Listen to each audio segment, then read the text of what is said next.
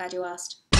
Zack Ryder returned to SmackDown Live this week after a previous knee explosion in the ring. But where does this leave the Hype Bros? In his time away, Mojo has moved on. Will this be a tale of redemption for the Hype Bros, or will this turn into a fatal bromance?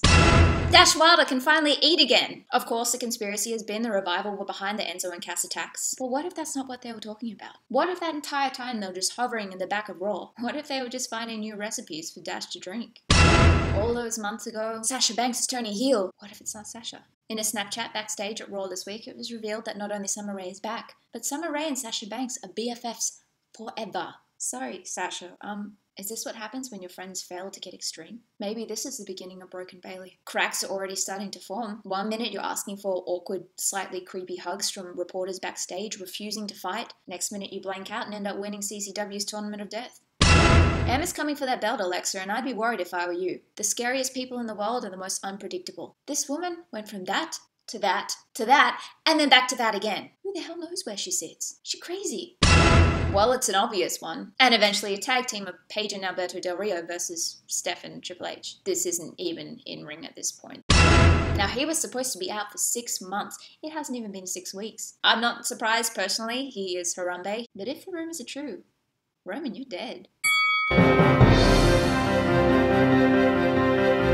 Mark Andrews and his band Junior performed at this year's Download Festival and subsequently was attacked by Pete Dunne at the end of the set. Meanwhile, somewhere across the pond, Kevin Owens was silently fuming that he didn't think of this one first. Footage emerged this week of Randy Orton RKOing his son into the pool. Randy Orton is reportedly still in shock, having witnessed a dive so close to home. And in non-WWE related news, Jimmy Havoc won this year's CZW Tournament of Death. We'd like to congratulate Jimmy Havoc on his win, and to all the other competitors, we hope you.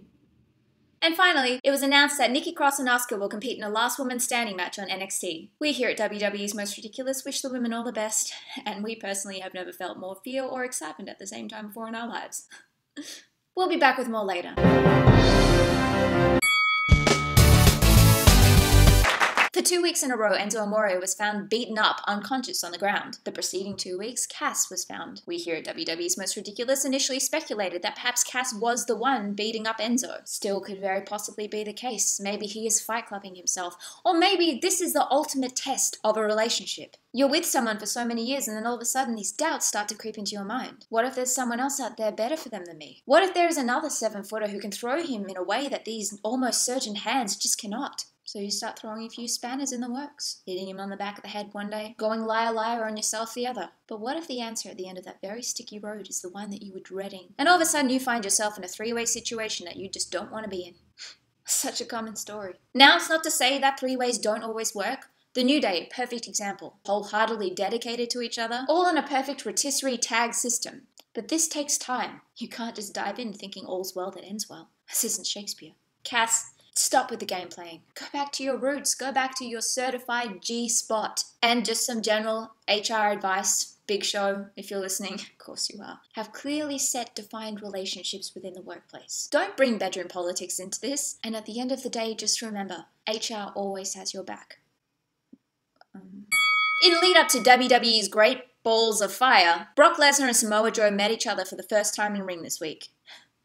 It was better than one had hoped. It was the thing that the best nightmares are made of. Not only that, in 2 days it's already hit just under 4 million views on YouTube. We here at WWE's Most Ridiculous decided to go science on your ass.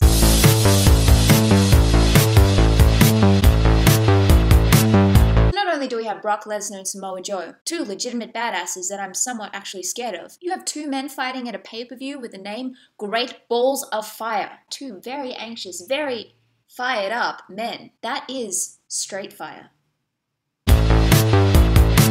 A locker room running out in support of their company in fear of multiple lawsuits. Carnage does not look good for any business model. I hope they have spare underwear in that locker room because there were some guaranteed Hershey swells. This is what Samoa Joe wants, along with Brock's career, is that beautiful trophy wife. As we mentioned before, the fear of having one's genitals set on fire. You can imagine that would induce some rage. But this is about pride. This is about stepping up, proving that you deserve that universal title of the world. And at the end of the day, this is way cheaper than a therapy session. What a time to be alive.